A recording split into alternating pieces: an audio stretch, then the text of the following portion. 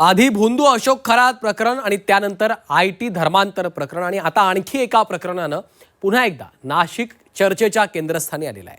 तरुणीला दारू पाजून तिच्यावर अत्याचार केल्याचा धक्कादायक प्रकार नाशिकमधून समोर आलेला आहे। हे प्रकरण नेमकं काय आहे पाहूया त्या रिपोर्टमधून।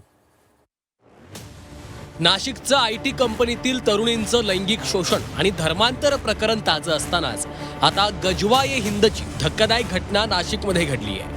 नाशिकच्या पंचवटी पोलीस स्टेशनमध्ये पीडित तरुणीनं दिलेल्या तक्रारीनंतर पोलिसांनी गुन्हा दाखल करत एका व्यक्तीला अटक केली।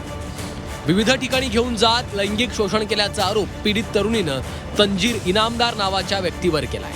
संशयित आरोपीनं पीडित तरुणीसोबत फोटो काढून व्हायरल करण्याची धमकी दिली। लॉजमध्ये नेऊन तरुणीला दारू पाजून तिच्यावर अत्याचार केल्याचा तंजीरवर आरोप आहे। तरुणीला तिच्या गळ्यातील तुळशीची माळ आणि हातातला धागा काढायला लावला।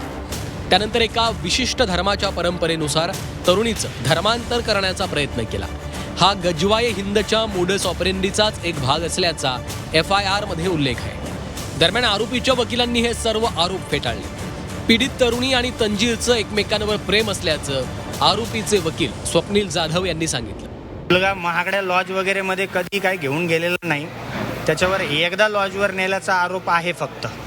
त्यामुळे लॉजवर कायम आणि कंटिन्यू नेत होता असं काही नाही। मुलगा आणि मुलगी दोघांचं प्रेम असल्यामुळे ते दररोज भेटायचे, हातात हात घालून एका गार्डनमध्ये बसत होते असं मुलींनीच स्वतःच्या FIR मध्ये स्पष्टपणे सांगितलेलं आहे। पंचवटीतील या प्रकरणावरून हिंदुत्ववादी संघटना आक्रमक झाल्यात। दरम्यान हा संपूर्ण प्रकार धर्मांतराचा असल्याचा आरोप काही हिंदुत्ववादी संघटनांनी केला आहे। 100% जिहादी मानसिकतेच्या वृत्तीतून आलेला हा विषय आहे।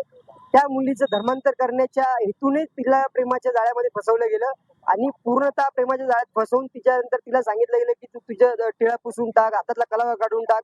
जर अशा ज्या गोष्टी घडत असतील तर हा कुठेतरी लव जिहादचाच प्रकार आहे असं आमचं ठाम मत आहे। या प्रकरणात तंजीर इनामदारला 5 दिवसांची पोलीस कोठडी सुनावण्यात आली आहे। या प्रकरणाची पोलिसांकडनं चौकशी सुरू आहे, त्यामुळे चौकशीतनं आणखी काही महत्त्वाची माहिती समोर येण्याची दाट शक्यता आहे।